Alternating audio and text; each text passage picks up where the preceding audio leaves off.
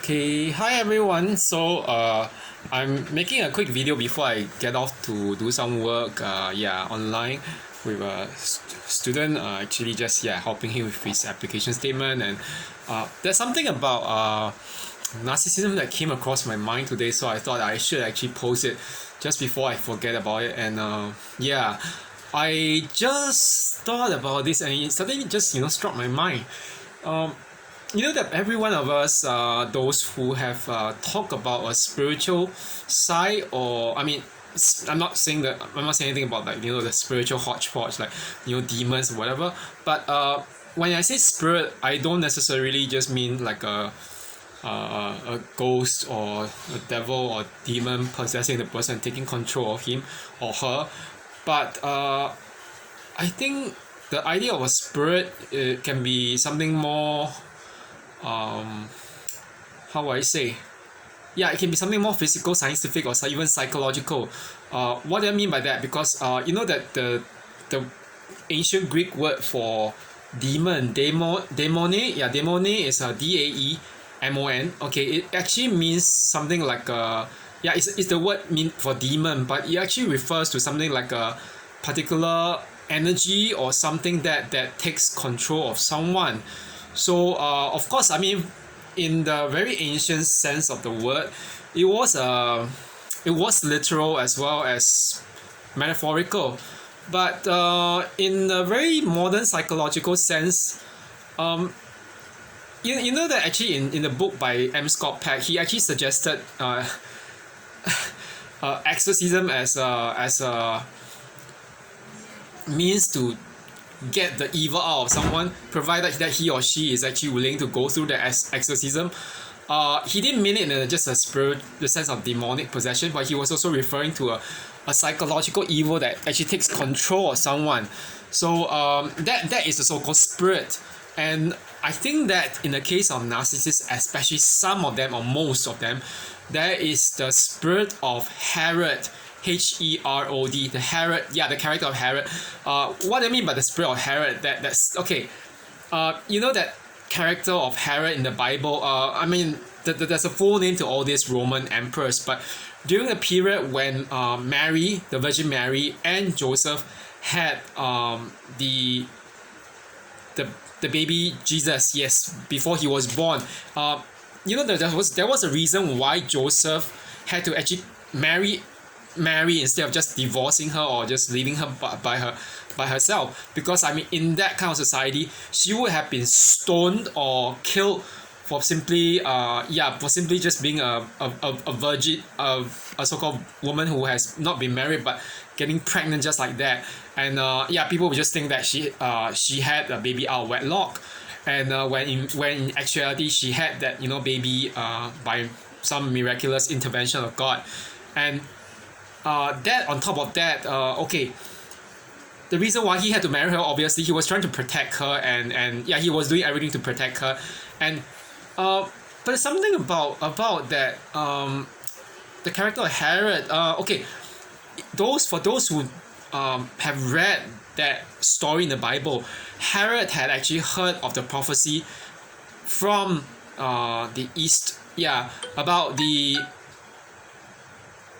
the baby Messiah who was going to be born, that he will be the king of the world, and he will save the world. So that when he heard about that prophecy, obviously he sent 3 wise men who were probably Babylonians or Far Eastern, not from Asia, East Asia, but from the Middle East, probably as far as Iraq or Iran, in that area, or Syria, where they came from, the Babylonian Empire. So or the former Babylonian Empire, and he sent them to find the Messiah. So if you think about it, isn't Herod the character of a narcissist? Because he couldn't stand the idea that there was going to be a Messiah who would become king or ruler over the world, and he ordered all the babies subsequently that was born in that year to be killed. Okay, so I believe that this is actually a very strong indication of narcissism, and I'm not sure whether anyone has encountered that in any narcissist right now. But from my perspective, in my encounters with narcissists, they really, really hate children. Why do they hate children? Because they view children as actually competing with them.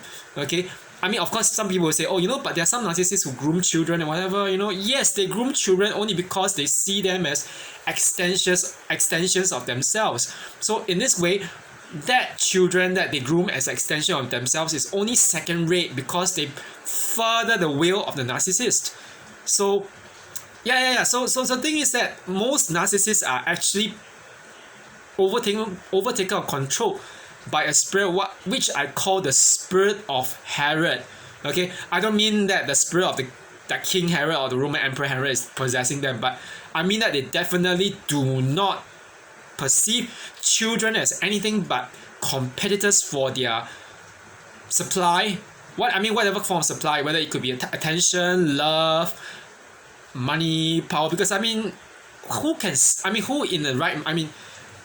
who in the right mind would do this kind of thing to a children unless there's something wrong, and that's only a narcissist or a psychopath. But I have seen narcissists who really wish for the deaths of children. It's really, really disturbing. Okay, because I have let me just tell you the experience of my one of my ex. Yeah, I don't have really a lot of exes, but I only have two. But the first one was she was just perfectly fine. But the second one was like, goodness. The second one, we were at the candy store once. It was just inside the mall, and it was just fun. And all this looking at the things that were made like around the theme of candy. But all of a sudden, that ex just talk about that one round. It's just like a golf ball size candy. The candies, yeah. The claim of that ex was that we're supposed to gargle on the side, and then no, it's not. It's too big. You can't even put it into the mouth. I don't think babies or even children or even adults can put it in their mouth. It's too big.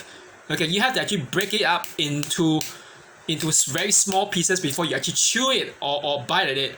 So, but the ex mistakenly kept on saying that it was meant to be gargled on the side of the mouth, and then said that if it drops down the throat of the child, it will kill the child.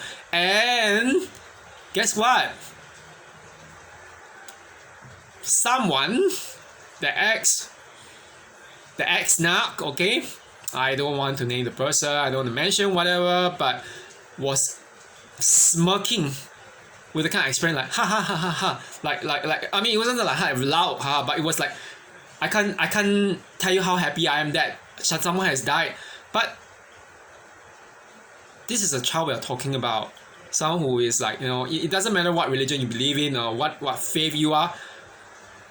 A child is a very precious thing from God, and the parents will love that child, but damn, and then you are wishing for or saying that the child will die because the child is too stupid to gargle on that, which will not happen anyway because it's just too big to even stuff into the mouth. Yeah, and guess what? When I asked the ex, all that came out was, it just reduces the gene pool. We can do it with one less stupid person. No, okay? So, I know this is very, very disturbing story, but I'm very sure that a lot of narcs are possessed by the spirit of Herod, meaning that they cannot tolerate children and they hate children. Whatever they will do to the vulnerable population, including the old, the needy, and even children, they will do it to you. Okay, it doesn't matter if you're an adult. If they are capable of doing that to the vulnerable, they will do it to you who are able-bodied. Okay, so I hope you all will just watch out for that sign. Okay, don't just take it as someone is joking. No, you don't even take the death of someone for a joke.